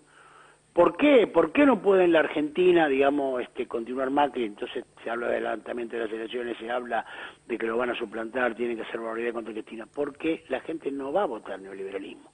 ¿Por qué no pudieron en México? ¿Por qué el triunfo de López Obrador? Porque la gente no quiere más neoliberalismo. ¿Por qué tienen que meterlo preso a Lula? Porque la gente no quiere más neoliberalismo. Lugo y Zelaya, si no hubieran sido proscriptos, como están proscriptos, hubieran ganado. Claro. Entonces ellos no pueden afirmar el neoliberalismo y entonces tienen que hacer brutalidades, tienen que aplicar el lawfare, pero no de manera discreta, digamos, disimulada. No, tan obvio es. Lo de Lula es un escándalo. Sí, lo de Lula es un escándalo.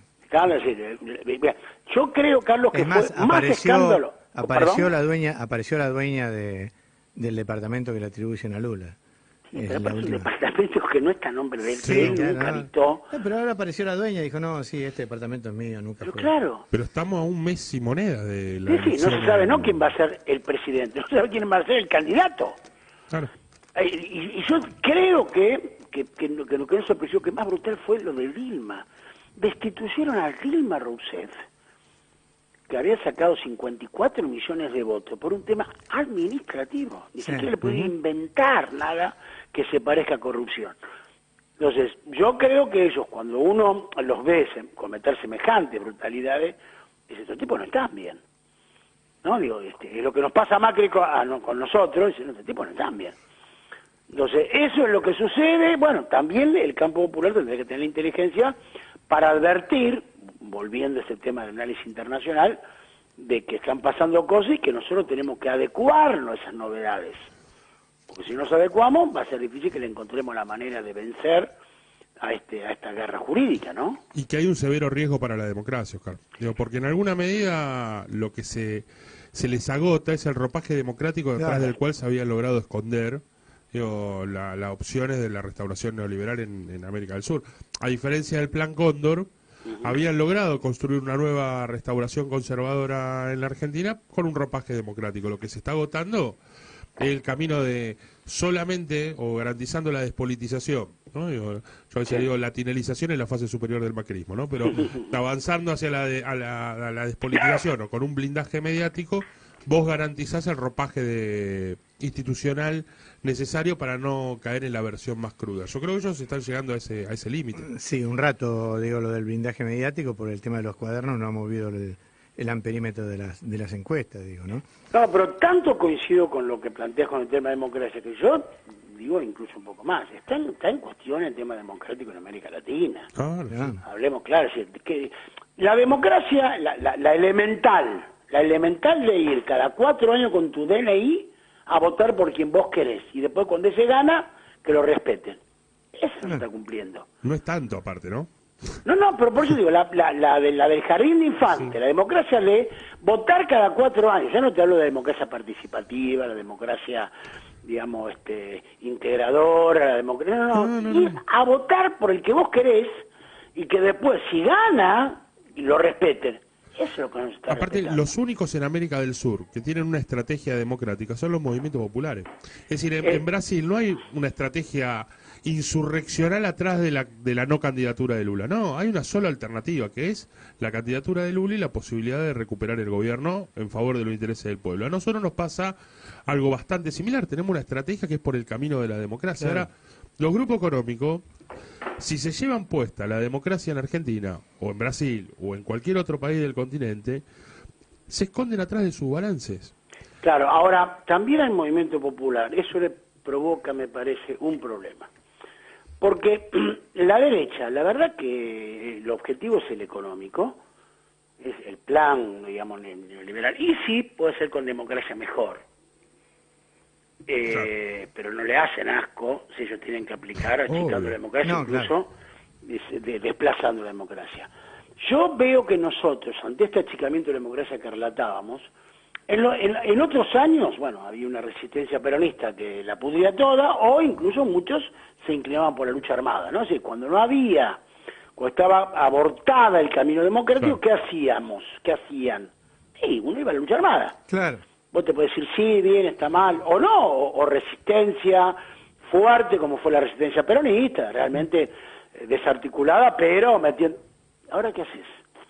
El movimiento popular está en un problema, y yo a veces creo que no lo analizamos porque tenemos temor a no encontrar la respuesta. Sí, claro. Porque si la guerra jurídica es la que es, en Brasil, suponete, vos fíjate, lamentablemente, el PT va a ir a elecciones a pesar que él lo proscriben a Lula. Sí. No, digo, porque se hizo acá, lo hizo el peronismo, bueno, voto en blanco. Si se logró insistir tanto con la denuncia de la proscripción, que en un momento tuvo que volver Perón. ¿No? Entonces ahora, bueno, está claro que los fenómenos son diferentes, pero no lo dejan presentarse a Lula, y el PT igual va a elecciones. Claro.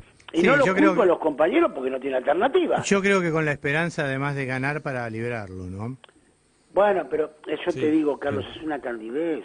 Sí. Claro. Pero no lo digo por vos, ¿no? No. Es una candidez que pensar que la derecha hizo todo lo que hizo y después lo va a dejar ganar a Haddad. No, claro. La verdad si no que te digo dejan... así, lo digo con todo el dolor del alma, porque si hay algo que me angustia en estas horas es que Lula, con todo lo que hizo por el pueblo brasileño, esté preso y que puede estar preso bastante tiempo. A Lula lo van a dejar preso después que no sea un problema para el poder. Entonces, vos decís, che, te sacan a Dilma, te echan meta preso, igual vas a elecciones. Bueno, hoy no hay alternativa. Tal vez una alternativa sea lo que pasó en México, que fue tan extraordinaria el caudal de votos que no pusieron el fraude. Bueno, tal vez una alternativa es generar una marea. Es difícil con la división que hay abajo, digamos, de los bueno, sectores pero que representan. Justamente por eso, si el movimiento populares. popular no aprende eso, Carlos, va a tener que resignarse a que lo dominen, porque claro. Es así. Claro, es así. No, digo, si vos lamentablemente privilegiás la división a que el imperio te aplique su política, y bueno, como movimiento popular estaremos en falta, ¿no? Estaremos en falta y diremos, bueno, muchachos, no pudimos. Pero yo creo que está surgiendo una izquierda diferente en Chile.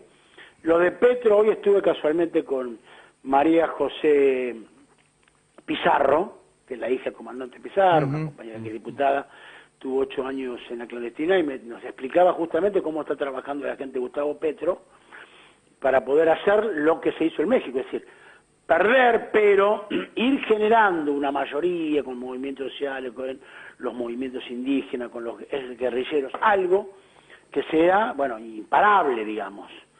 Porque si no, no se me ocurre de otra manera, porque te insisto, es decir, ¿cuál fue el recorrido que hicimos todos nosotros en los últimos años? Era resistir al liberalismo primero, segundo, armar una fuerza política, tercero, elegir un líder, y cuarto, ganar, ¿no? Sí, sí. Eso fue lo que hicieron todos, con diferentes estilos y países.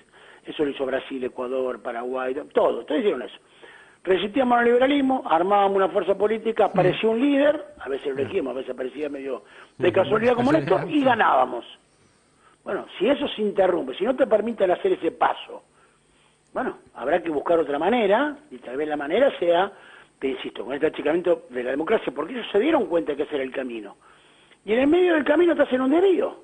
Claro. O haces todo eso, y cuando estás por dar el cuarto paso, dices, no, pero no, este no puede ir. No, pero ¿cómo? Nosotros lo elegimos a él como líder. No, pero no puede ir. Claro. Va preso, es corrupto. Sí. Entonces le hago allanamiento. No, pero che.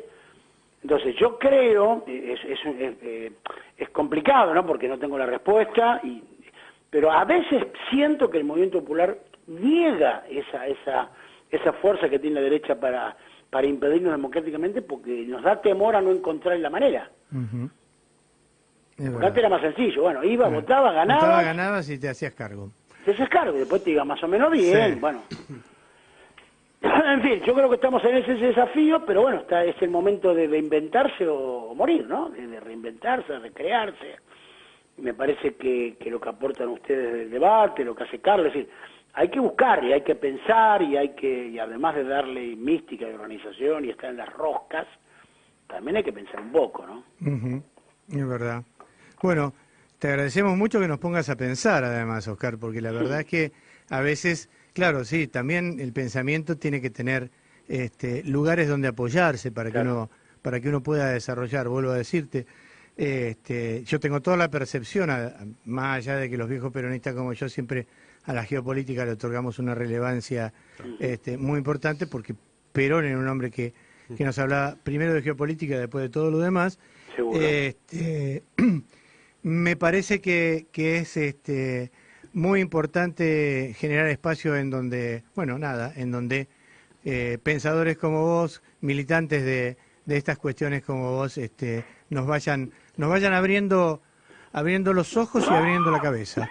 Así que te agradecemos infinitamente, Oscar. No, Carlos, y yo te agradezco mucho que me des esta oportunidad. Y fue bueno lo que hicimos el sábado también ante semejante pelea contra la bestia de Macri y las ganas de ganar, nos paremos a pensar, ¿no?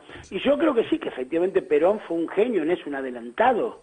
Y a veces uno tiene la duda si todos los peronistas comprenden lo que dijo Perón en eso, ¿no? Porque Perón, cuando explique el ABC, es tan didáctico, tan claro. Yo no tengo la duda, pero bueno. No, pero está claro que, bueno, justamente vos no. Pero yo a veces te lo digo de compañero. Cuando veo de algunos compañeros que se dedican tanto a la rosca y no comprenden la cosa más general. Cuando Perón dio esa idea de que la política internacional, porque la liberación nuestra va a estar con la patria grande o no estará. No estará, definitivamente. Es decir, pensar que Argentina va a ser una isla nacional, popular, democrática, feminista, diría ahora Cristina, en el medio de todo un océano neoliberal, es medio, ¿no? Sí, claro. Así que bueno, gracias por el llamado y ojalá gracias pensemos a vos, juntos. Te mandamos un abrazo muy grande. Gracias, Carlos. Bueno, sí, la verdad que te pone a pensar de verdad. Haceme un favor, ¿me puedes dar ese temita que se llama Blues de la Artillería? Mientras yo voy contando un poquito del Blues de la Artillería. Porque vos sabés que el Blues de la Artillería es un tema. Dale un poquito más. Escrito en contra de Enrique Sims, del famoso director y creador de Cerdos y Peces, Cerdos ¿no? y Peces. En una gran pelea que tenían los Redondos con Enrique. Su otrora presentador.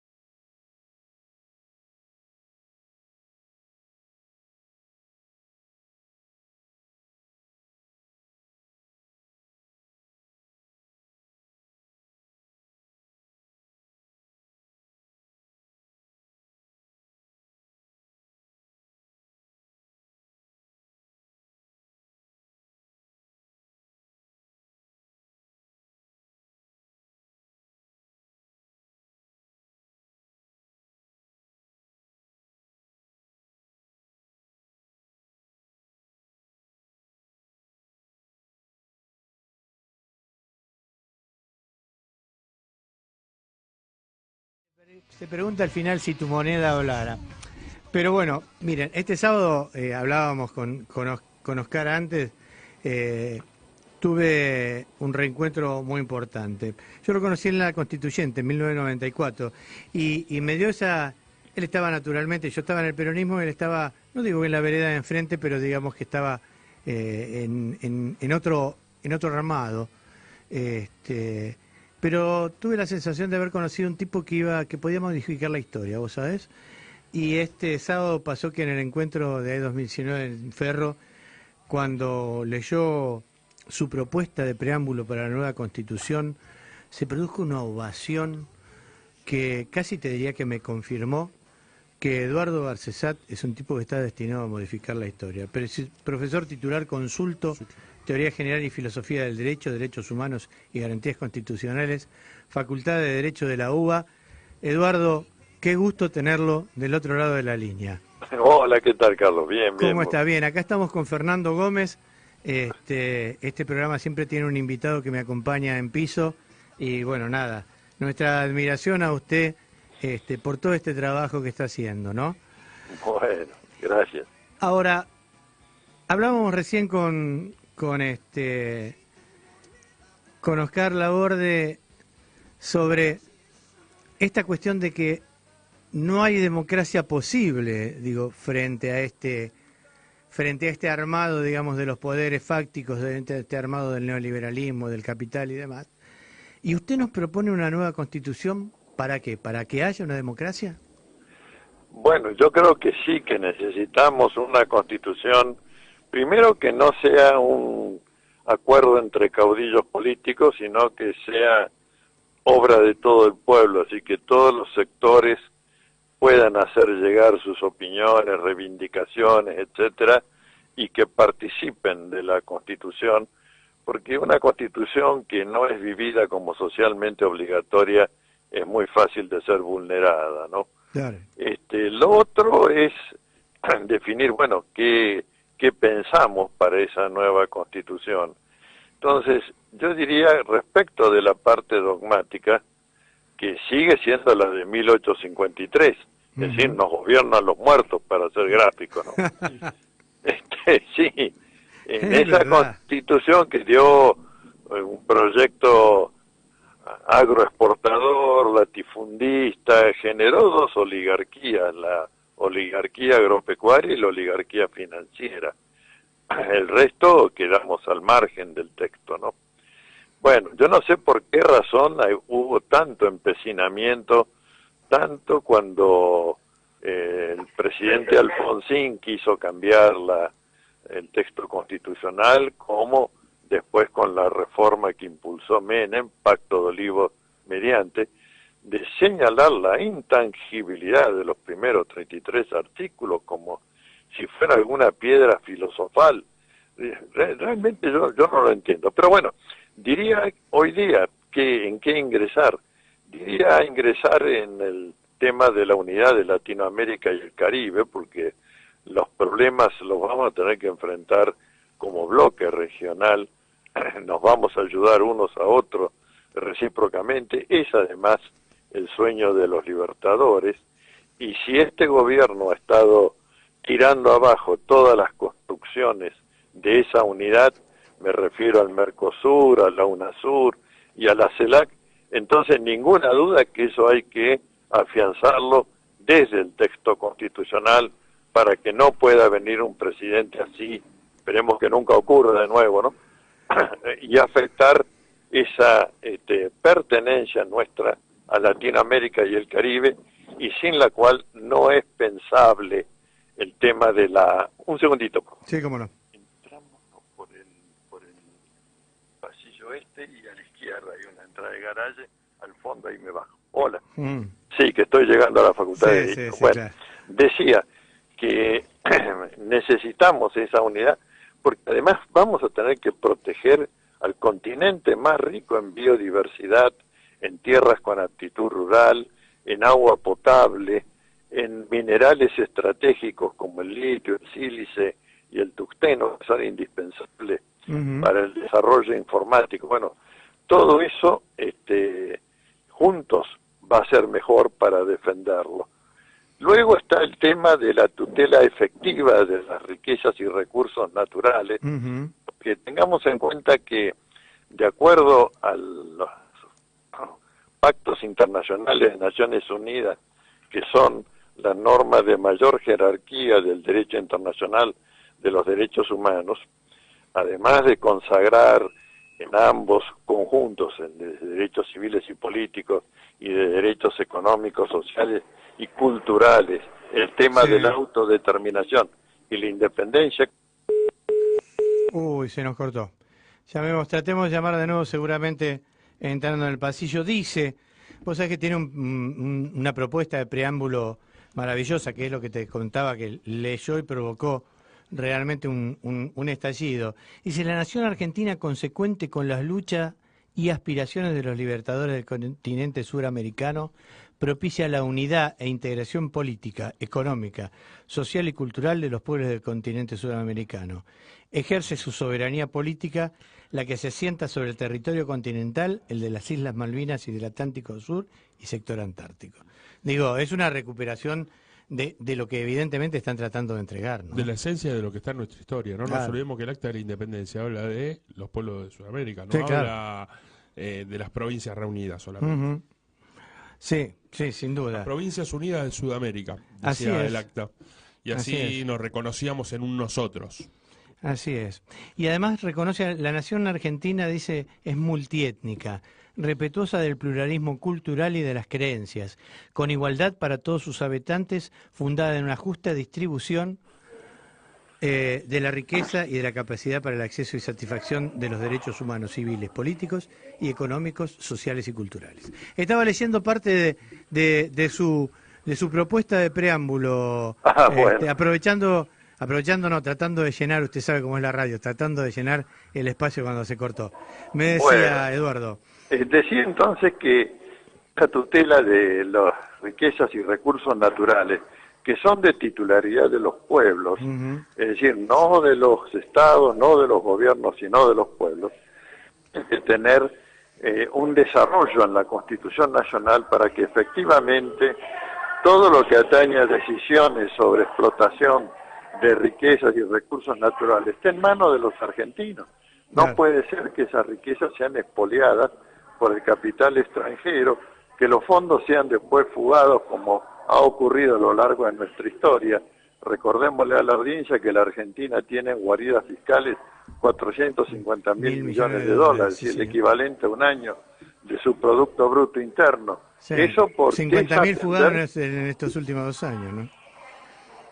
Hola. Sí, 50.000 digo fugados en estos últimos 2 años. Bueno, y eso efectivamente este año ha sido el más gravoso de todos ellos.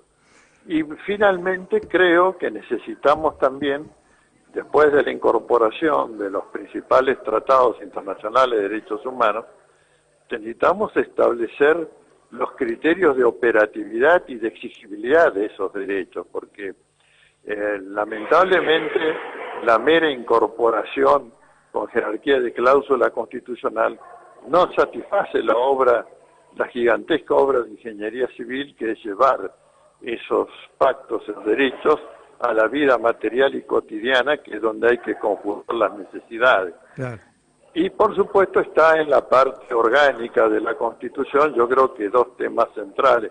Primero, el más lacerante por todo lo que nos ocurre, el de tener un poder judicial de la nación que sea representativo y republicano, y no esto que tenemos, que es un poder aristocrático, contramayoritario, que está al servicio de la protección del privilegio y no de resguardar los derechos humanos, y si en alguna etapa lo ha demostrado con mayor crudeza y frialdad, ha sido precisamente esta, ¿no? Y por supuesto rediseñar el Consejo de la Magistratura, que como es un órgano político, tendría que ser electo y tener un estamento que represente al pueblo de la nación, ¿no? No hay que dejar a los abogados solos, en general sí, somos muy peligrosos. Hay que hacer la de Sobremonte, digo, mandar a los abogados de vuelta. La justicia es un tema demasiado importante para dejarlo en manos de los abogados. Es muy importante.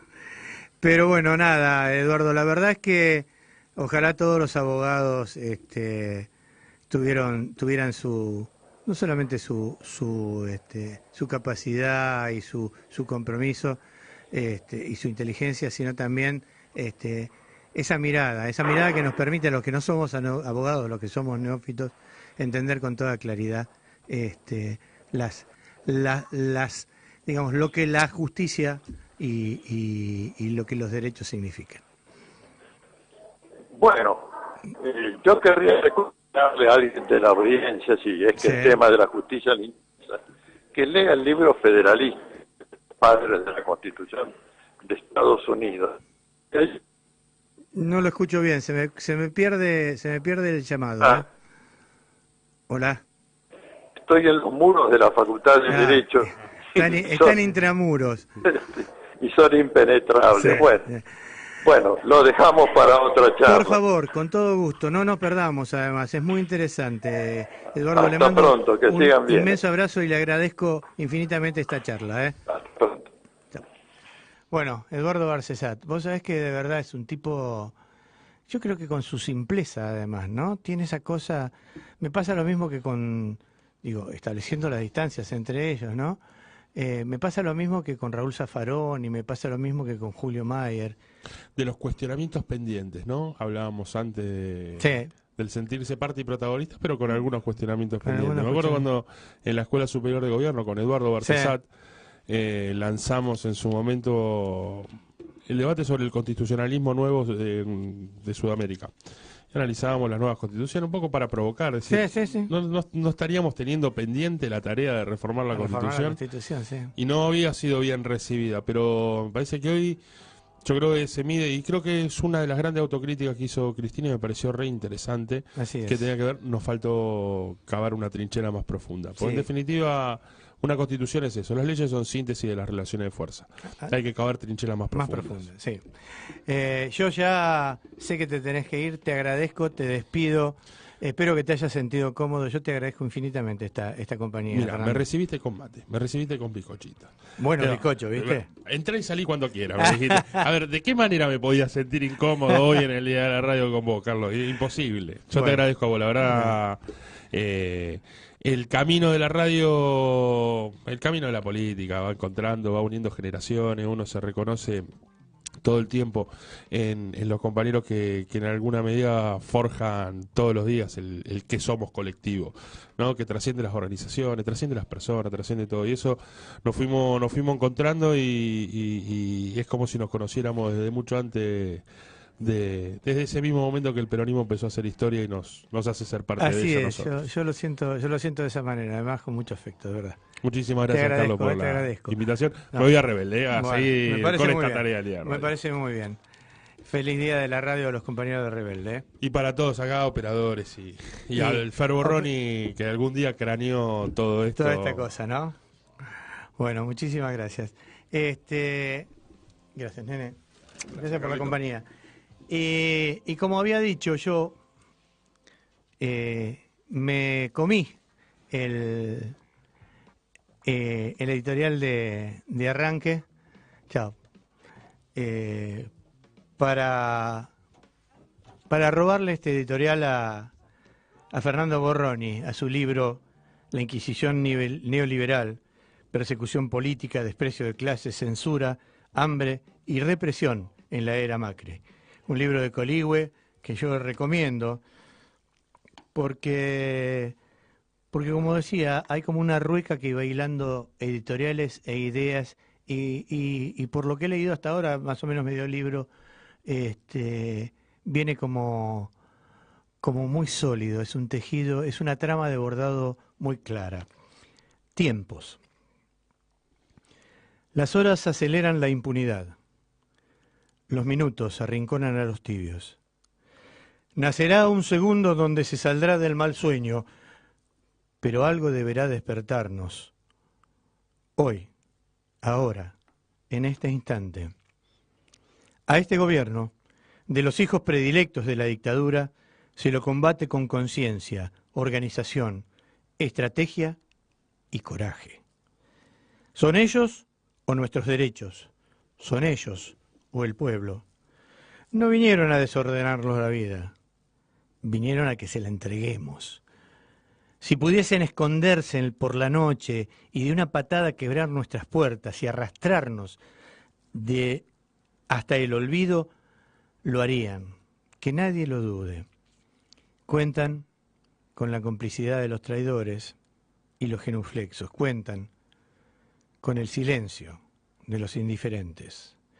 Regresaron, y con carácter definitivo, para terminar con lo que comenzaron en 1976. Jamás nos perdonarán haberles quitado su estirpe de señores.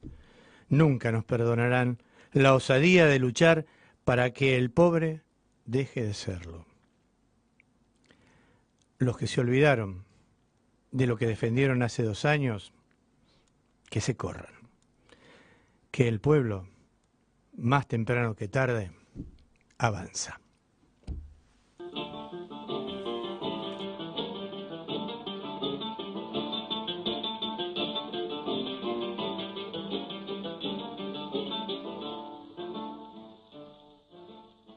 Me gusta lo de parejo y no voy por la vereda. Uso joya lo macera, calzo botamita. La quise porque la quise y por eso ando penando. Se me fue, ay, ni sé cuándo volverá. Me la nombra la guitarra cuando dicen su canción, las callecitas del barrio y el filo de mi bajón. Me la nombran las estrellas y el viento del arrabal. No sé pa' qué me la nombran si no la puedo olvidar.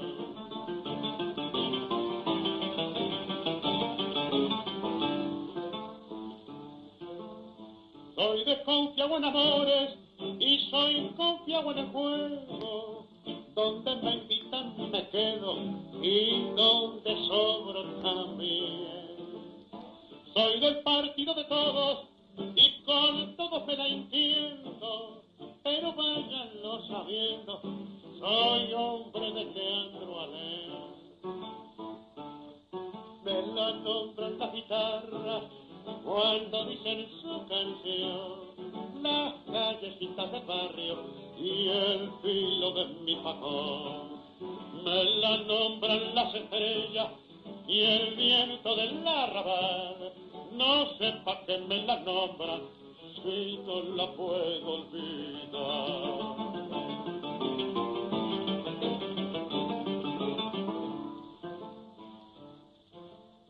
No me gusta el empedrado, ni me doy con lo moderno. Descanso cuando ando enfermo y después que me sanar. La quiero porque la quiero y por eso la perdono. No hay diosa que orque un encono para vivir amargado. Me la nombran la guitarra cuando dicen su canción, las callecitas del barrio y el filo de mi facón. Me la nombran las estrellas y el viento del arrabal. No sé pa' qué me la nombran si no la puedo olvidar.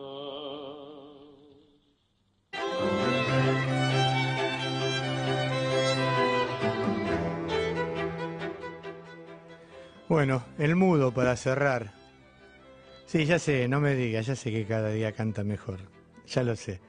No es una frase muy dicha en radio, además, esa, así que creo que desde Julio Jorge Nelson en adelante no la dijo más nadie. He vivido este programa como un programa muy especial. Siempre tengo un amigo acompañándome. Pero además, en este caso, además de tener un amigo, he sido acompañado por un tipo muy lúcido y creo que ha quedado absolutamente demostrado. Pero además hemos tenido reportajes muy interesantes, muy importantes. Digo, hemos hablado desde la Argentina y para la Argentina desde un lugar en donde no está la agenda de Clarín. Le pusimos una mirada diferente. Yo no sé si a usted le interesa, pero sería bueno que empezara a interesarle otra agenda que no es la agenda de Clarín. Tuiteros, yo no sé si calentamos las redes, un poquito hoy, ¿no? Un poquito la calentamos. Y eso que Eduardo entró en el ámbito, entre las paredes, en las grandes galerías de la Facultad de Derecho y fuimos perdiendo su voz, como se pierden tantas cosas en esa facultad que sabe mucho de leyes pero poco de justicia. Señores, nos vemos el lunes que viene. Vamos a tener un programa, espero que tan fuerte como este. Gracias, Mariano Quiroga. Gracias a todos los que están haciendo este programa. Gracias a los que nos están viendo, a los que nos escuchan. ¿Nos escribieron hoy? Sí, bueno, no tengo tiempo. Ya no tengo tiempo. Pero bueno, gracias a los tuiteros y nos vemos el lunes que viene, 18 horas, Radio H. No se lo pierda. Mire que si se lo pierde, va a escuchar nada más que el discurso oficial.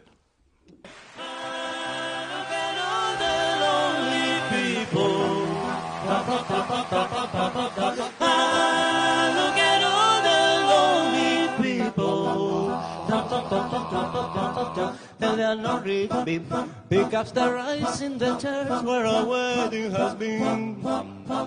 Lives in a dream, waits at the window, wearing the face that she keeps in a jar by the door. Who is it for?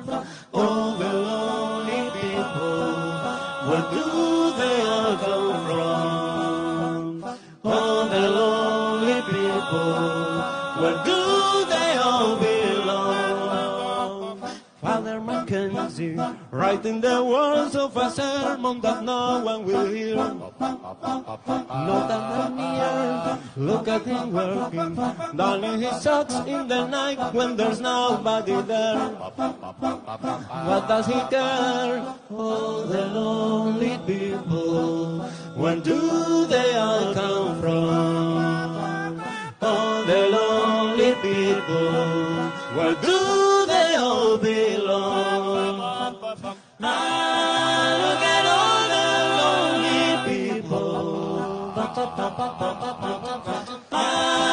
look at all the lonely people.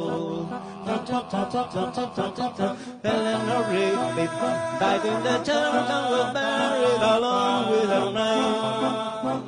Nobody came. Father Mackenzie one beat the dirt from his hand and he walked from the grave.